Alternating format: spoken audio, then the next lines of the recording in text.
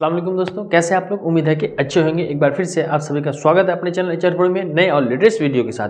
जी हाँ, रोशनी उर्दू का छठा क्लास आज चलने जा रहा है। अब आपको जो कि आपकी पहले जो कि दरख्शा उर्दू ख़त्म हो चुकी है, 10th क्लास की जो आपकी मेन उर्दू है ना, उस उर्दू का ऑब्जेक्टिव का सीरीज चलने वाला है। और हिंदी बुक का जो कि आपका किसले भाग 8 हिंदी है जो 10th क्लास का, उसका अभी हिंदी क्लासेस ऑब्जेक्टिव चलने वाला है सफलता क्लासेस के नाम से। बहुत जल्द, यानी आपका समझ लो कभी भी शुरू हो सकता है। तो उसमें पूरी ऑब्जेक्टिव आपकी कंप्लीट होगी। इसका भी ऑब्जेक्टिव मैं कर दूंगा जैसे सीरीज खत्म होगा।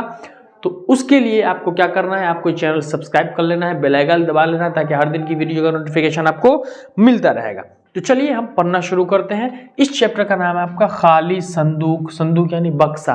बक्सा बुझते हैं ना, एटेची में कपड़ा वपड़ा जो रखते हैं, खाली संदूक नाम है। ये कहानी कैसी है, असमी कहानी है। असम एक राज्य ना, असम की कहानी है ये, ठीक है। इसके मुसन्निफ कौन है, इंदिरा गोस्वामी। कौन है इसके मुसन्निफ, खाली संदूक के मुसन्निफ है इंदिरा गोस्वामी, ठीक है। इसके मरकजी किरदार का नाम है तरादुई। क्या नाम है, तरादुई। इसका मरकजी किरदार तरादुई है। इसमें एक हेबर नाम का आदमी होता है, छोटे कुंवर नाम का आदमी होता है और सोमेश्वर नाम का आदमी होता है। ये किरदार का नाम है कि इस कहानी में जब मैं आपको कहानी बताऊं तो ये किरदार देखकर आपको समझ में आ जाना चाहिए कि ये जो पहले सर ने बता दिया था वही नाम है। ये कहानी शुरू कहां से होती है, देखिए। इंदिरा गोस्वामी ने मरकजी किरदार में तरादोई को दिया है, असामी कहानी है। इसमें कहा यह गया है कि तरादोई इसका मरकजी किरदार है। तरादोई का पति जो होता है ना, वो बेवड़ा होता है। बेवड़ा मतलब दारूबाज।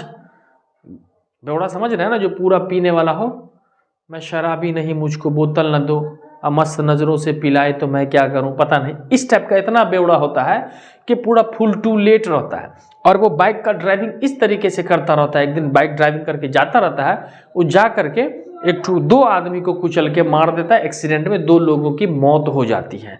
अब 2 लोगों की मौत, तो आप तो हिंदुस्तान में रहते हो, समझ रहे हो कि 2 लोगों की मौत यानी हाँ, या तो फांसी या लंबी सजा जेल।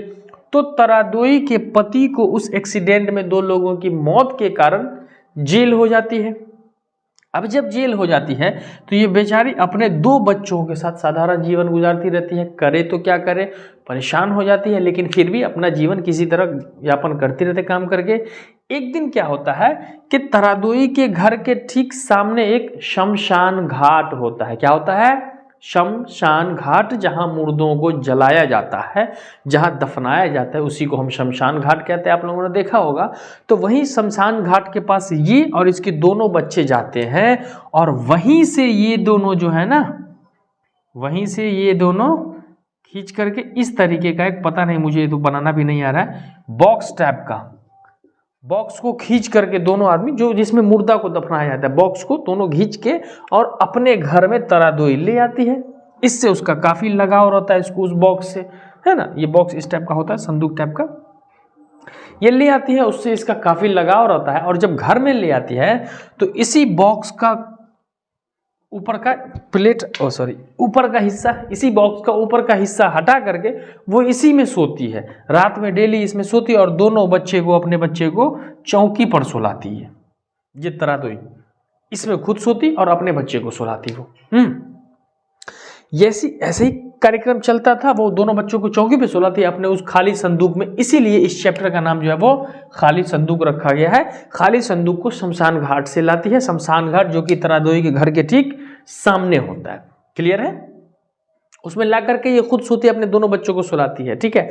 इसी तरीके से उसका जीवन चलता रहता है। और वो एकदम सवेरे, पूरा सुबेरे उठ के और अपने काम में चले जाते, कहीं चले, यानी बहुत ज्यादा सवेरे। आप देख सकते हो कि इतना सुबह आदमी जागना मुश्किल होता है। वो अर्ली मॉर्निंग जागती है और अपने काम में लग जाती है।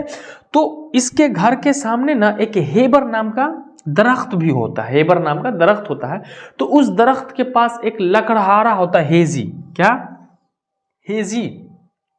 वो बार बार जो है ना तरादोई को, क्योंकि तरादोई के पति को तो जेल हो गई, अब एक अकेली लड़की रह रही है, औरत रह रही है। तो ये जो होता है ना हेबर, हेजी जो होता है, हेबर दरख्त होता है, वहां पर हेजी नाम का एक आदमी होता है, लकड़हारा होता है।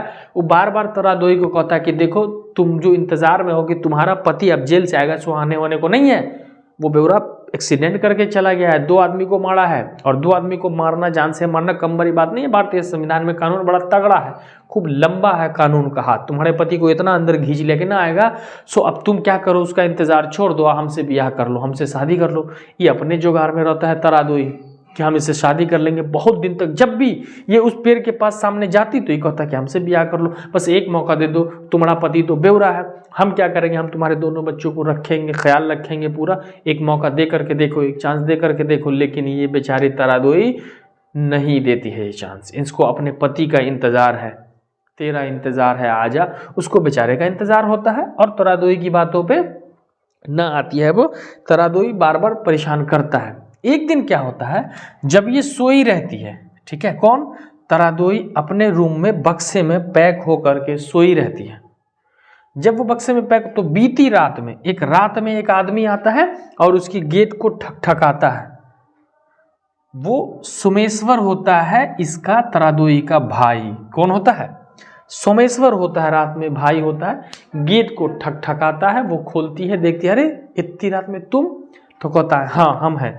तो इस तरीके से फिर सोमेश्वर तरादोई को बक्से में सोया हुआ देख करके चौंक जाता है कि अरे तुम बक्से में, बच्चा चौकी पे, माजरा क्या है।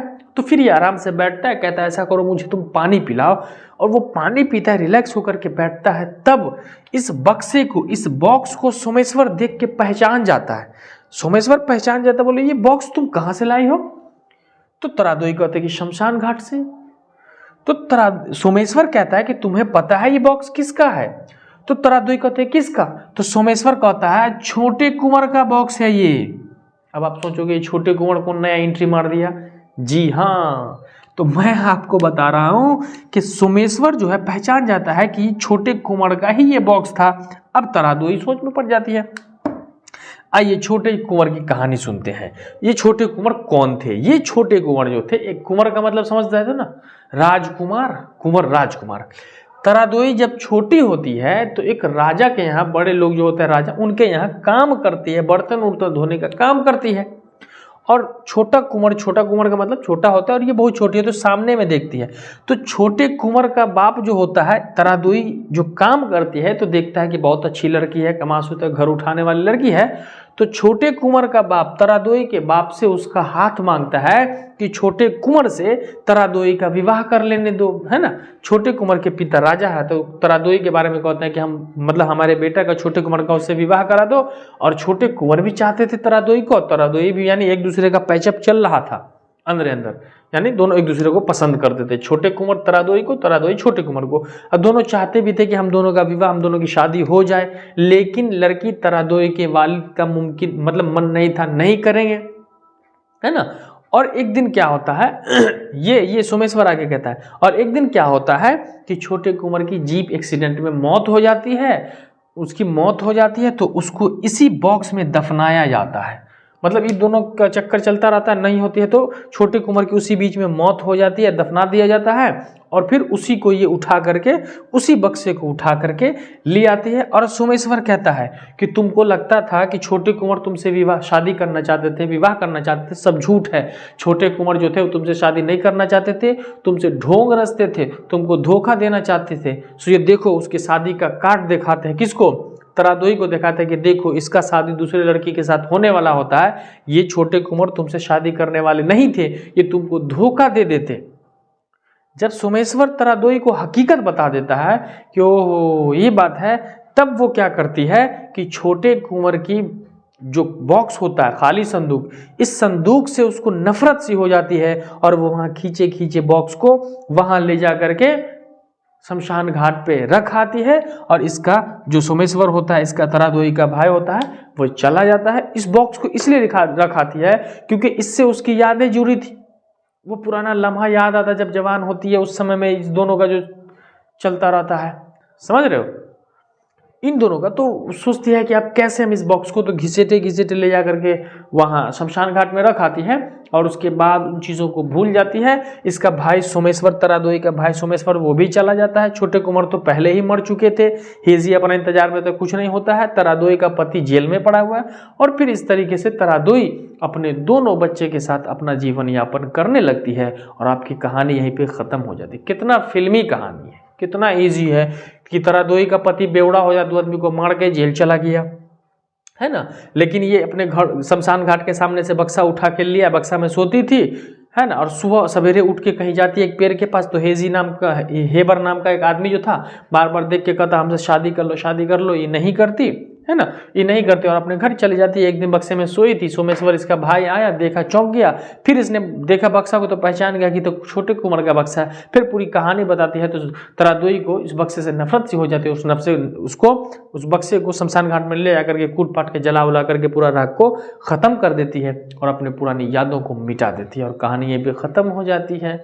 कितना मजा आया? तो मजा आया तो कमेंट में बताओ कि सर मजा आया, तो मैं आगे कंप्लीट पढ़ाता रहूँगा। आगे का चैप्टर फटाफट चलता रहेगा।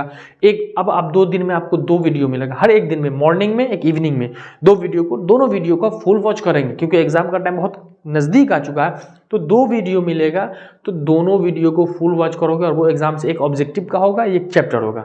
तो नए हैं तो चैनल को सब्सक्राइब कर लेंगे और वीडियो को शेयर कर देंगे। और आपने सब्सक्राइब कर लिया है तो प्रॉब्लम तो है ही नहीं, बस वीडियो को पूरा देखते रहेंगे। कुछ चैप्टर आपको प्रॉब्लम मतलब भूल जाते हैं तो उसको फिर से देख लिया करेंगे और वीडियो को शेयर कर देंगे अपने दोस्तों के साथ। तो चलिए मिलते हैं हम अगले क्लास में इसी हंसी खुशी और मस्ती के साथ। तब तक के लिए जय हिंद, वंदे मातरम।